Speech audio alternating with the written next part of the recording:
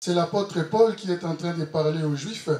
Il leur fait un peu le récit de ce qu'a été le dessein de Dieu pour le peuple qu'il s'est choisi, le peuple juif, le peuple d'Israël. Et dans son récit, l'apôtre cite Abraham, qui était le père de la foi, l'homme par qui Dieu s'est révélé et au travers de qui Dieu s'est constitué un peuple à qui il s'est révélé, et au travers de ce peuple, Dieu a continué son travail de salut qui est parvenu jusqu'à nous. Et comme il présentait, au fait, le dessein de Dieu consiste à la venue de son Fils, Jésus-Christ, pour venir réconcilier le monde avec Dieu. C'était cela le plan, le dessein éternel de notre Dieu. L'homme avait péché depuis Adam et Dieu, par son amour, il a voulu se réconcilier avec l'humanité. Et comme il s'agissait du Messie, donc l'apôtre Paul a pris le soin de parler de David, parce que Dieu avait fait des promesses à David qu'il aura toujours un descendant sur le trône d'Israël. Il aura toujours un descendant. Mais quand on lit bien la parole de Dieu, l'apôtre Paul dit, mais David est mort, il est parti. Et après quelques années aussi, il n'y avait plus de roi en Israël. Donc les peuples étaient dispersés. Mais la promesse de Dieu tenait toujours. Alléluia. Parce que Dieu est fidèle. Il a fait ses promesses à David, malgré tout ce qui s'est passé durant tous ses parcours. Mais la promesse de Dieu était toujours valable et d'actualité. C'est pour cela que l'apôtre parle de David qui est venu et qui est mort. Et ensuite, il a parlé de l'apôtre de Jean-Baptiste qui est venu. Et Jean, il nous a dit, avant sa venue, Jean avait prêché le baptême de repentance à tout le peuple d'Israël. Et lorsque Jean achevait sa course, il disait, je ne suis pas celui que vous pensez, mais voici après moi vient celui des pieds duquel je ne suis pas digne de délier les souliers. Alléluia. Il parlait de notre Seigneur Jésus-Christ. La promesse de Dieu, son accomplissement, était à son apogée. C'était à ce moment-là que cette promesse devait s'accomplir. Combien Dieu est fidèle. Alléluia. Et j'aimerais ce matin rassurer quelqu'un qui dans son cœur se dit certainement, mais il y a tellement d'années qui se sont passées, il y a tellement de choses peut-être chaotiques qui se passent dans ma vie, mais pourtant Dieu m'a dit, et pourtant Dieu m'a parlé, et pourtant Dieu nous a révélé certaines choses. Mais ce matin, j'aimerais simplement te dire, prends courage et n'abandonne pas. Amen. Dieu est fidèle. L'apôtre Paul dira, c'est lui qui a fait la promesse, il est fidèle et il accomplira en son temps. Imaginez, David est parti, il n'a même pas vu cela. Mais des générations après, le Seigneur, dans sa fidélité, il a accompli cela. Et Jean a dit, quelqu'un, il vient après moi. Et c'est le message clé que j'aimerais partager avec nous ce matin. On voit le dessein de Dieu se défiler depuis des temps, depuis des siècles, des époques, des générations après. Et Ecclésiaste 1,4 nous dit, une génération arrive, une génération passe et une autre génération arrive. Et la terre continue à subsister. Jean est venu à son moment, à son époque. Et il a précédé le Seigneur Jésus-Christ. Et la Bible souligne que Jean, après avoir achevé sa course, chacun d'entre nous est amené à courir. Chacun d'entre nous est amené à accomplir quelque chose. Chacun d'entre nous est appelé à faire quelque chose dans le dessein éternel de Dieu, selon son époque et selon sa génération. Le verset 36 nous dit ceci. Or, David, après avoir, en son temps, servi au dessein de Dieu, est mort et est descendu, est mort et a été réuni à ses pères et a vu la corruption. Alléluia. David, après avoir servi au dessein de Dieu, après avoir en son temps servi au dessein de Dieu. Le thème de mon message ce matin, c'est les défis de la continuité. Les défis de la continuité. Dans les desseins de Dieu, dans les plans de Dieu, il y a des étapes, il y a des phases, il y a des paliers.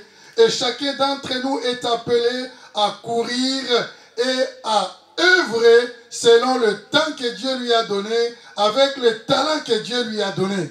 Amen. Jean l'a fait en son temps, il a achevé sa course et il a laissé place au Seigneur Jésus-Christ. David en son temps, il a participé au dessein de Dieu, il a accompli ce qui lui était demandé de faire et il a passé son temps, il a laissé les choses entre les mains de son fils Salomon. Les défis de la continuité. Et quand nous parlons de la continuité, il y a une image claire que j'aimerais vous laisser déjà dans votre esprit pour saisir la portée de ce que nous sommes en train de dire. Les défis de la continuité, c'est en fait comme une course de relais. La course de relais, c'est une course où on ne court pas seul. On court en équipe. Ce n'est pas comme les 100 mètres, chacun est rangé sur son couloir et chacun pour soi. On court pour être meilleur que les autres. Mais la course de relais, on court par équipe. Si c'est le relais 4 fois 100 mètres, donc dans chaque équipe, on est 4. Et chaque équipe est appelée à courir 400 mètres. Mais vous n'allez pas courir les 400 mètres ensemble. Chacun d'entre vous va courir 100 mètres. Et au bout de 100 mètres, il passe les relais au suivant.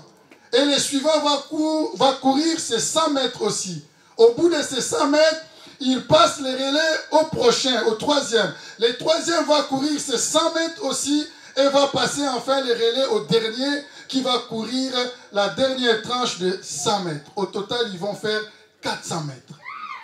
Et nous, dans ce que nous faisons, nous sommes comme une équipe de relais. Et nous courons dans ce que moi j'appelle les desseins ou les promesses, les projets de Dieu. Et chacun d'entre nous est appelé à courir dans sa portion qui lui est réservée. Alléluia.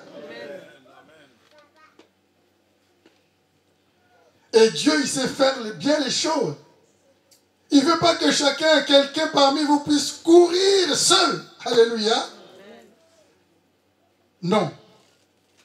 Il veut que nous soyons dépendants les uns des autres.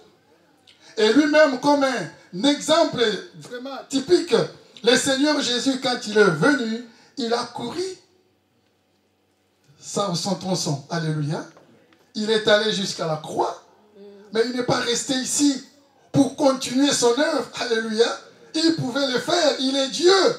Il pouvait se dire, je n'ai pas besoin de vous. Je vais tout accomplir moi-même. Il a dit non, je m'en vais. Je vous laisse la mission.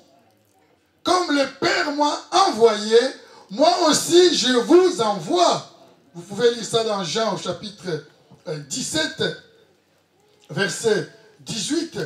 Lui, le Maître, lui, Dieu qui s'est fait chair, il a voulu aussi respecter ses principes, courir sa portion et nous laisser être à la suite de cela. Le verset 18, il dit dans Jean 17, verset 18, le Seigneur dit, « Comme tu m'as envoyé dans le monde, je les ai aussi envoyés dans le monde. » Et dans Jean 20, verset 21, il répète la même chose en disant, « Et quand tu lui dis cela, il leur montra ses mains. Verset 21, Jean 20, 21. Jésus leur dit, de nouveau, la paix soit avec vous. Comme le Père m'a envoyé, moi aussi je vous envoie. Le Seigneur nous a transmis le témoin. Parce que dans la course des relais, le bâton qu'on donne à l'autre, ça s'appelle témoin. Lui-même, notre Seigneur, notre Dieu, il nous a transmis les témoins. Alléluia. Amen. Ça, moi, j'appelle ça, c'était la continuité verticale. Le témoin vient d'en haut et il descend jusqu'en bas à nous. C'est à vous de continuer ce que moi j'ai accompli à la croix. J'ai accompli la grande œuvre, mais c'est à vous d'aller gagner le monde. Alléluia. C'est à vous d'aller sauver le monde avec la parole de la réconciliation que je vous ai donnée, avec les ministères de réconciliation que je vous ai transmis. Et à part cette continuité verticale, il y a la continuité horizontale, c'est-à-dire entre les hommes. Entre nous sur terre, nous devons aussi nous passer les relais les uns aux autres. Si nous sommes là aujourd'hui, c'est parce qu'il y a eu des gens avant nous. Alléluia. Alors il n'y a pas de quoi être prétentieux. Parce que ce qu'on fait aujourd'hui, il y en a qui l'ont fait avant nous. Alléluia. Alors ça nous calme un peu. Alléluia. Si tu craches le feu, il y en a qui en ont craché bien avant toi. Si tu prêches avec feu, avec force et révélation, il y en a qui en ont fait bien avant toi. Alors il faut que tu te calmes et que tu restes humble. Il y en a qui ont fait cela avant nous. Et deuxièmement, entre nous aussi, nous devons être à même aussi de nous transmettre les relais les uns aux autres. Et c'est très important. Abraham a passé le témoin à son fils Isaac, Isaac à Jacob et ainsi de suite. Parce que Dieu s'est révélé à lui, mais il devait le transmettre à ses descendants jusqu'à ce qu'on arrive à nous qui sommes aussi les fils d'Abraham, les fils par la foi. Et nous, par rapport à ceux qui nous ont précédés, nous aussi nous sommes appelés un jour à pouvoir passer ces relais aux autres qui viennent après nous. Cela est très important, bien aimé. Vous savez, en électricité, on nous a appris ce qu'on appelle le montage en série. Ah, Maseba, c'est un électricien, il va bien connaître. Le montage en série, c'est-à-dire, il y a le courant qui vient là-bas et qui passe de l'autre côté. Et, Juvel aussi doit connaître. Et il y a des récepteurs, soit des ampoules. Du point A au point B, on met peut-être 4 ampoules. C'est-à-dire, le courant vient, il allume la première ampoule. Quand la première ampoule s'allume, il fait passer le courant à la seconde ampoule, qui s'allume aussi, la troisième qui s'allume, ainsi de suite. Mais si une ampoule est défectueuse dans le montage en série, le courant ne passe plus. Alléluia. Ça ne passe plus. Vous saisissez la responsabilité qui est la nôtre dans cette course. Alléluia.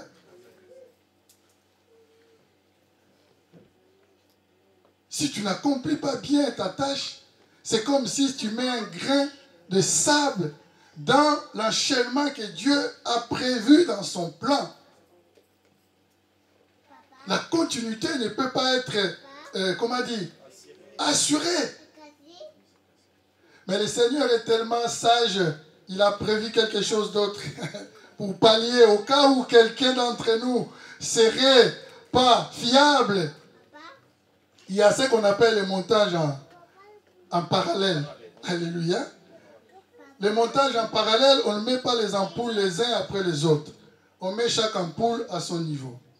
Le courant vient, il passe par les premières ampoules, le courant vient par le deuxième, par la troisième, par la quatrième. C'est-à-dire chaque ampoule ne dépend pas de l'autre pour éclairer. Ça, c'est, je dirais, le plan B de Dieu. Alléluia. Pour ceux qui ne vont pas accomplir comme il se doit leur tâche, qui ne vont pas courir leur tronçon comme il se doit. C'est-à-dire que tu sois défectueux, mais le courant va continuer à passer et l'œuvre de Dieu va continuer à se faire. Alléluia. Personne n'est indispensable. Alléluia.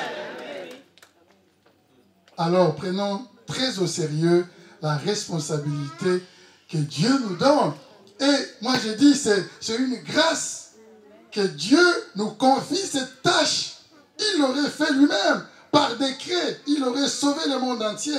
Mais il nous a associés à son œuvre. Et dans la continuité, il y a la continuité qui peut se faire dans, prenons le cas de l'Église, dans un même service. C'est-à-dire, vous êtes dans un service, vous travaillez dans un service. J'ai vu le chantre, c'est la nouvelle génération. Alléluia. Amen. Nos mamans ont chanté, c'est vrai qu'elles sont toujours là, mais là, elles sont en train de passer les relais aux jeunes. Avec leur fraîcheur, avec leur dynamisme, avec leur force que Dieu leur donne pour pouvoir continuer l'œuvre de Dieu.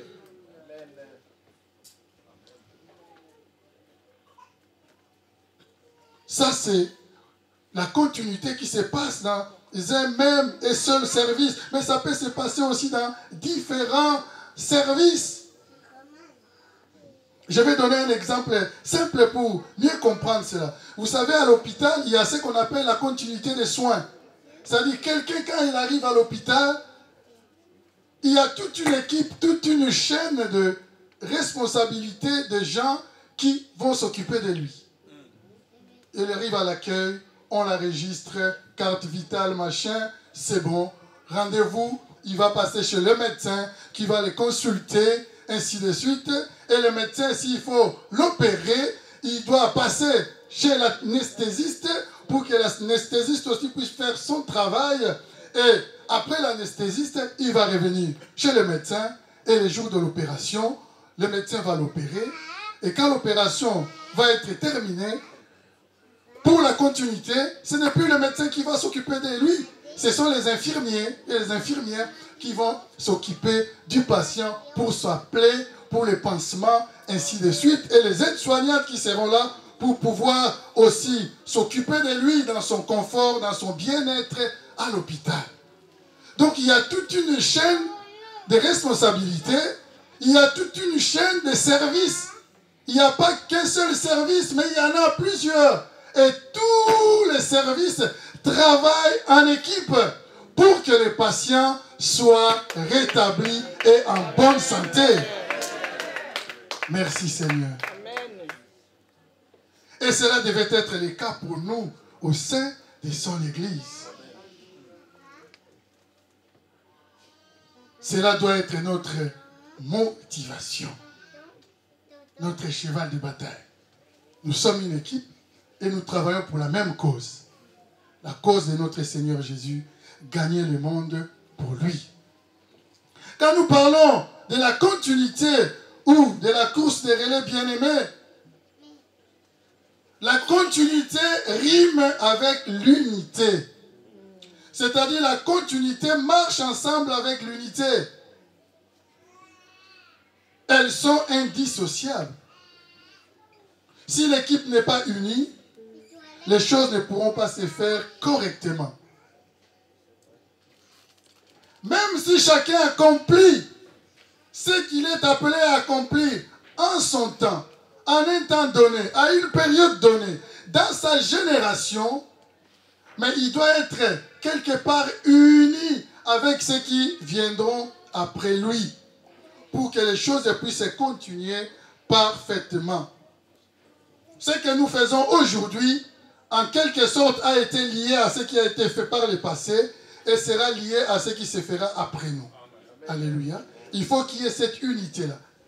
Et en tant qu'Église, nous avons encore besoin de cette unité visible et présente. Parce qu'avec les générations, ce n'est pas très visible. Parce que peut-être le temps est long. Ça passe peut-être entre 10 et 20 ans. On n'a pas une bonne perceptibilité de cela. Mais quand ça se passe à une échelle un peu plus réduite, nous pouvons bien saisir cela. C'est-à-dire nous devons être unis. On ne peut pas travailler dans un même service si on n'est pas unis. On ne peut pas bien collaborer, les protocoles, l'accueil, l'intercession, et si on n'est pas unis. Ça ne pourra pas marcher et on ne sera pas efficace. On ne sera pas efficace. Il faut que nous soyons unis à ceux qui nous précèdent et à ceux-là qui viendront après nous. Et la continuité rime aussi avec, je vais lire un verset par rapport à cela, 1 Corinthiens, par rapport à la continuité avec l'unité, 1 Corinthiens 1, versets 12 à 13.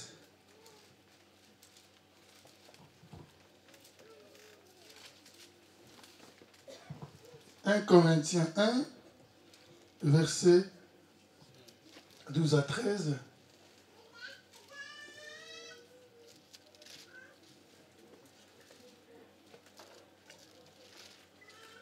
Je vais dire que chacun de vous parle aussi. Moi, je suis de Paul, et moi d'Apollos, et moi de Céphas, et moi de Jésus. Christ est-il divisé? Paul a-t-il été crucifié pour vous? Ou est-ce au nom de Paul que vous avez été baptisés? Alléluia. L'apôtre Paul est en train de reprocher les chrétiens parce que les chrétiens étaient en train de faire des coteries au milieu d'eux. Il dit, moi je suis pour Paul, moi je suis pour Pierre, moi je suis pour Apollos. Certains ils se disent, bon, eux ce sont des hommes, nous c'est Jésus. Alléluia. Nous c'est Jésus, nous sommes pour Jésus. Paul leur dit, non, nous n'avons pas besoin de cela au milieu de nous. Nous avons besoin d'être unis. Paul n'est rien, Apollos n'est rien. Celui qui est quelque chose, c'est Dieu. Alléluia. Donc la continuité rime avec l'unité.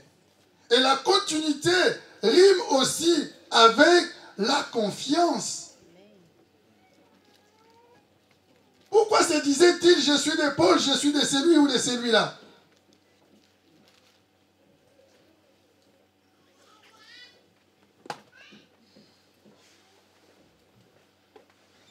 Nous allons lire pour éclairer mieux cela,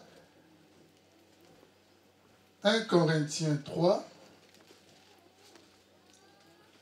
versets 1 à 6. Pour ceux qui vont lire à la maison, je vais lire juste le verset 6.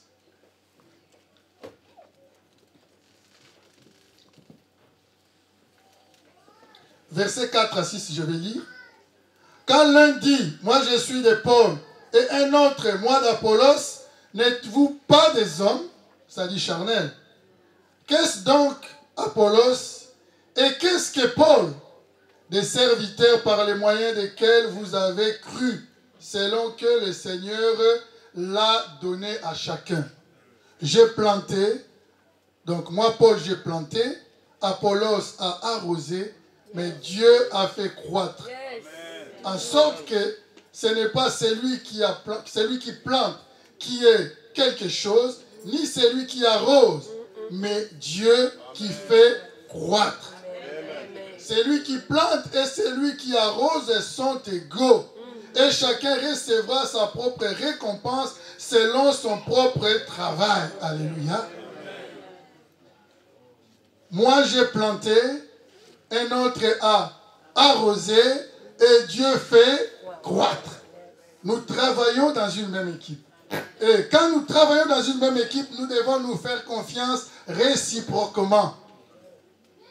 Celui qui plante doit faire confiance à celui qui arrose. C'est-à-dire qu'il fera bien son travail.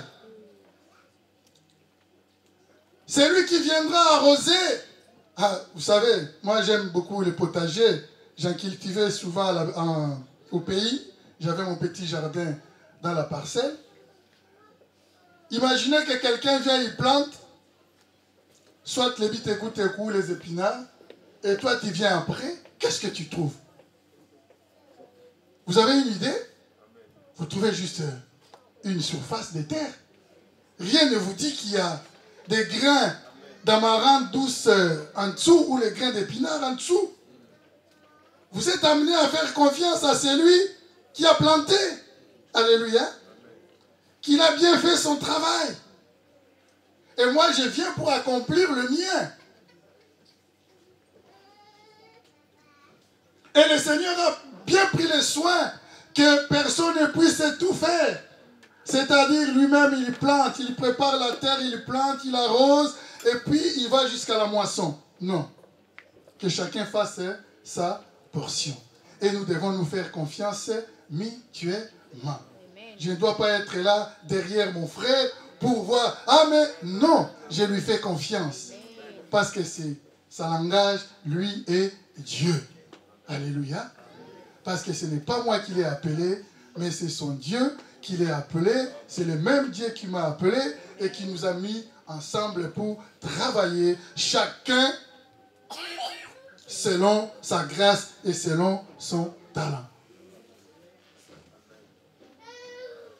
Et Dieu lui-même nous fait confiance. Il nous a confié quelque chose parce qu'il nous fait confiance. Il nous fait confiance parce qu'il croit en nous. Il nous fait confiance parce qu'il nous a donné des grâces et des talents pour le faire. Alors pourquoi ne devons-nous pas faire confiance à mon frère et à ma soeur? Alléluia. Amen. Et cela voudrait dire que la continuité marche aussi ensemble avec l'humilité. Alléluia. Non seulement nous sommes unis, non seulement nous nous faisons confiance, mais nous devons aussi être humbles. C'est-à-dire, ce que fait Pasteur David, moi je ne peux pas le faire. Ce que moi je fais, l'ancien ne pourra pas le faire. Et ce que l'ancien fait, moi non plus, je ne pourrai pas le faire. Il y a une bonne dose d'humilité qui doit être en nous. Alléluia. Que nous ne sommes pas les gens à tout faire. Le Seigneur a bien cadré les choses. Donc dans cette course ou dans cet élan de continuité, nous allons comprendre que nous ne sommes pas dans la défiance les uns vis-à-vis des autres. Que moi je chante mieux qu'elle, moi je joue à la batterie mieux qu'elle, ou que moi je prêche mieux que lui. Alléluia. Nous ne sommes pas dans la défiance, mais dans la confiance. Je fais à la fois confiance en Dieu et confiance à celui qui m'a précédé, et je fais aussi confiance à celui qui viendra après moi. C'est une compétition vraiment particulière. Alléluia.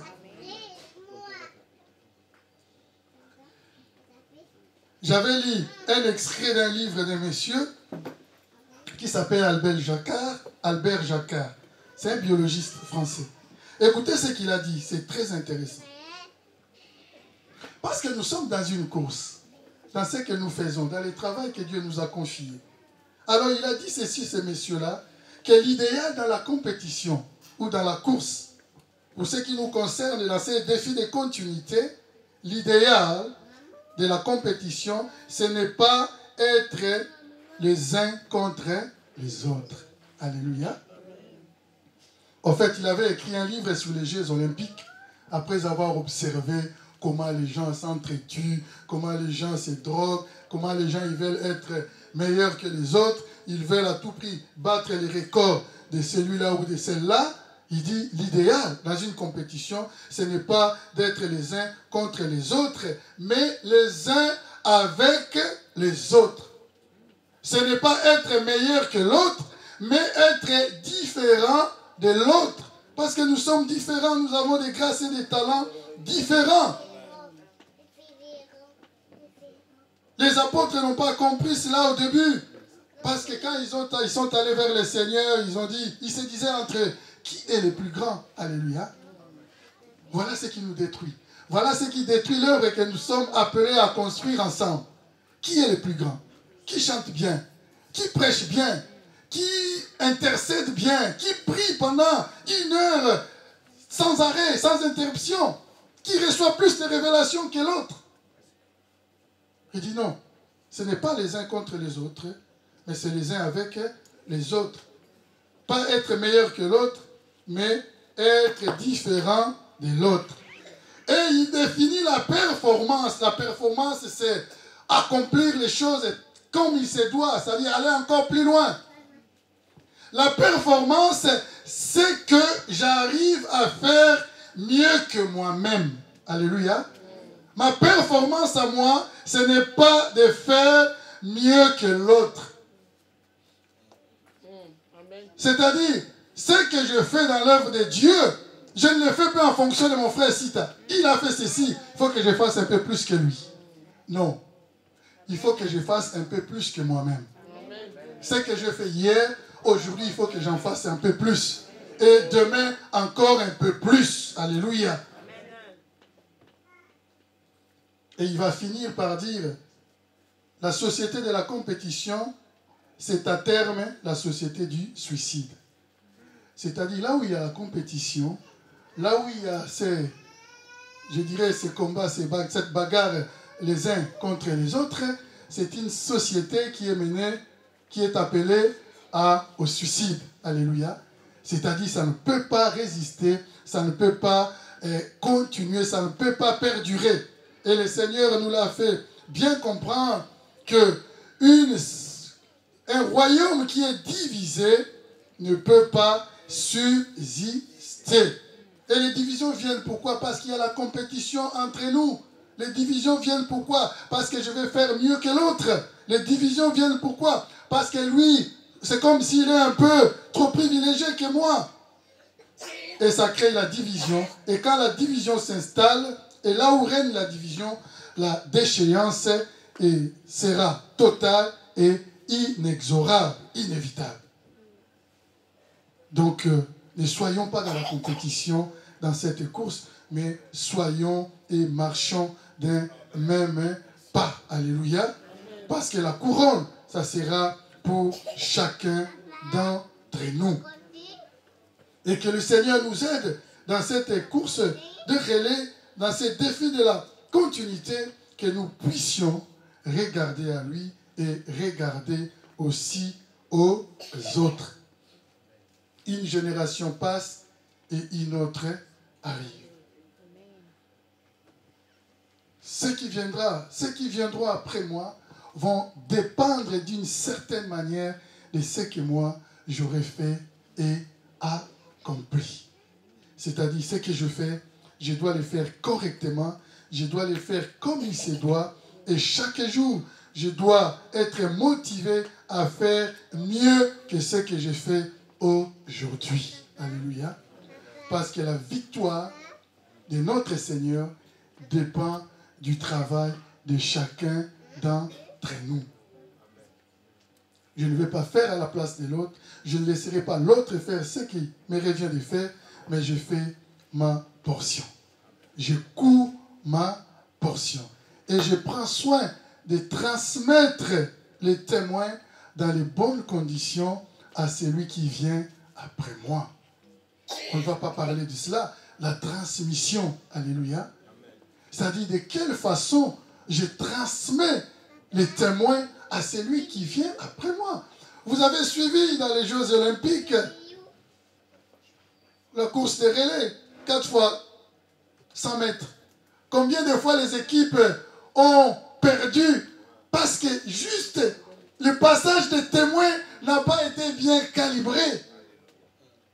Entre celui qui devait recevoir les témoins et celui qui devait lui passer les témoins, il y a eu une hésitation, il y a eu un flottement et ça ne pardonne pas. Alléluia. Donc imaginons quel gâchis.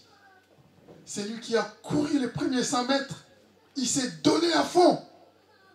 Il a été au meilleur de lui-même. Il a couru mieux que les autres équipes. Mais parce que toi, à la réception, tu étais hésitant. On dit, mais c'est ton tour, c'est ton temps. Rentre dans l'œuvre. Voici ce qui te convient de faire maintenant. Et toi, tu hésites. Alléluia.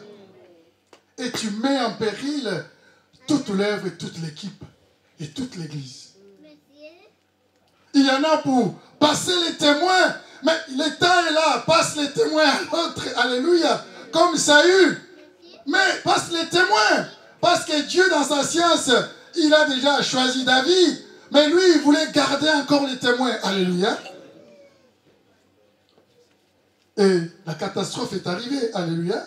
Parce que Dieu avait déjà spirituellement fait passer les témoins à David. Il y a eu, comment dire, hésitation. Parce que c'est lui qui devait aussi passer les témoins. N'a pas saisi le temps de Dieu pour pouvoir le faire. J'entends souvent les hommes politiques, quand ils parlent de ceux qui ont échoué, ils disent, mais il a fait un mandat de trop. Alléluia. Vous avez déjà entendu parler de ça aux infos? C'était un mandat de trop. C'est-à-dire, il a fait ses 5 ans. Il a fait, par exemple, le maire, il a fait ses 6 ans, ses 6 ans, 12 ans, ses 6 ans, 18 ans. Et il sent que c'est bon. Mais il veut encore ajouter 6. C'est le mandat de trop. Et il va sortir par la petite porte. Alléluia. Parce que le peuple va se soulever et ça va être la catastrophe. Parce qu'il n'a pas saisi le moment de passer les témoins à celui qui devait continuer la course. La transmission et la réception. Les jeunes, levez-vous. Alléluia. Saisissez les témoins. Nous sommes en train de partir. Amen. Saisissez les témoins et rentrez dans l'arène pour le Seigneur. Je vais terminer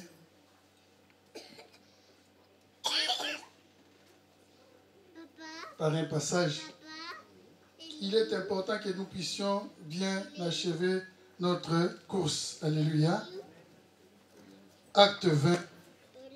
Vous pouvez lire à la maison du verset 24 au verset 27. Acte 20. Et que Dieu vraiment nous aide, chacun à ce qui les concerne.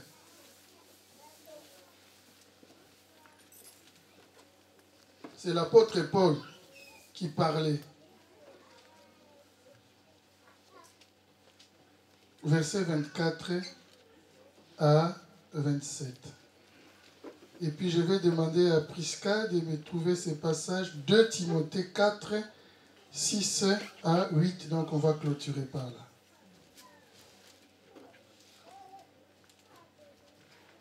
Acte 20, verset 20 à 28. Mais je ne vais pas tout lire. Je lis déjà le verset 20.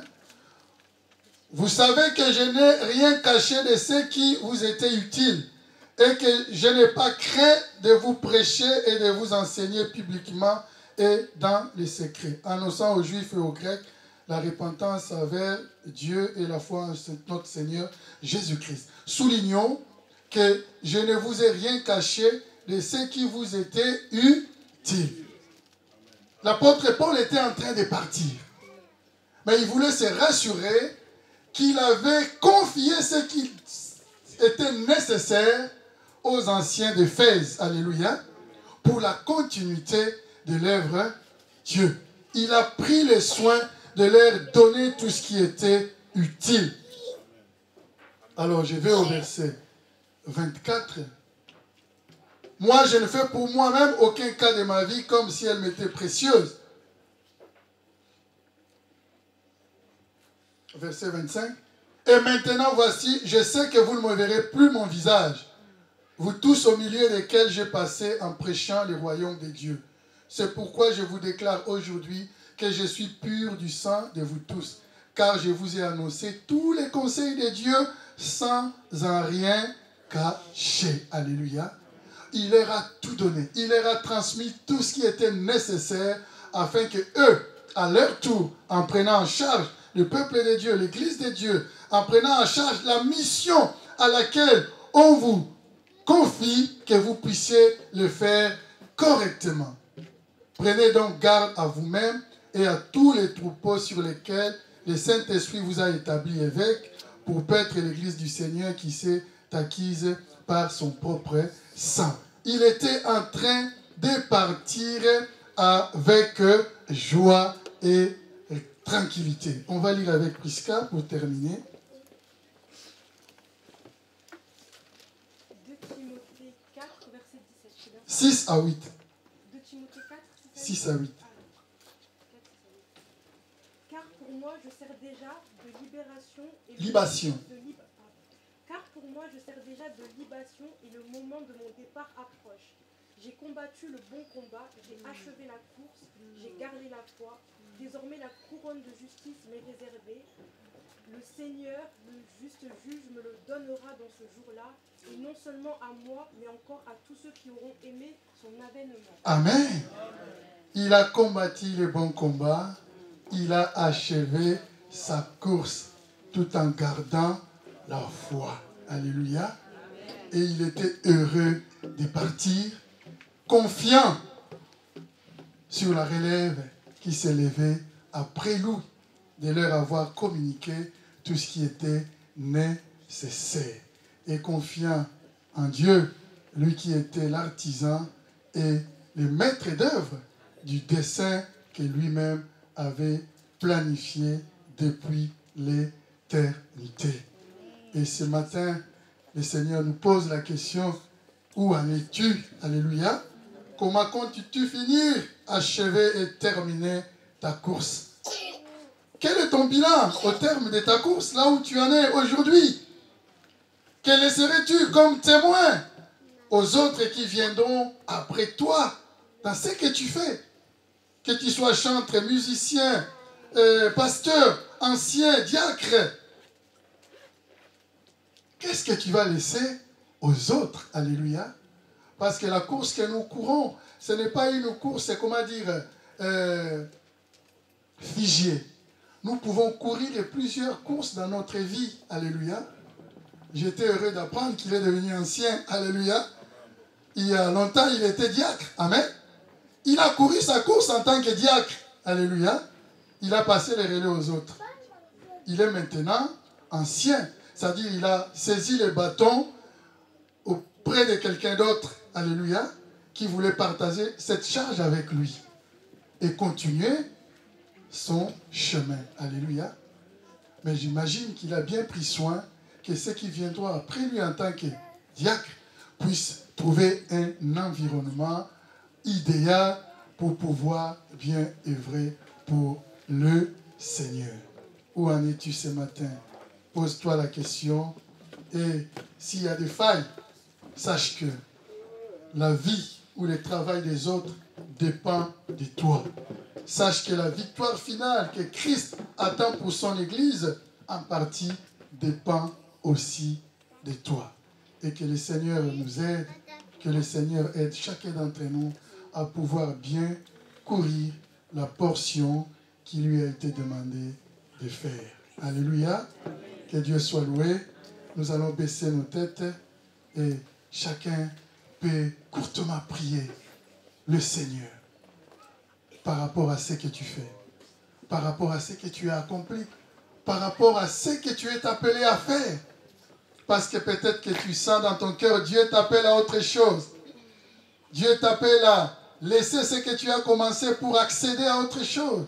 Mais il faut que tu sois prêt dans ton cœur et que tu te disposes pour que le Seigneur se serve de toi comme il se doit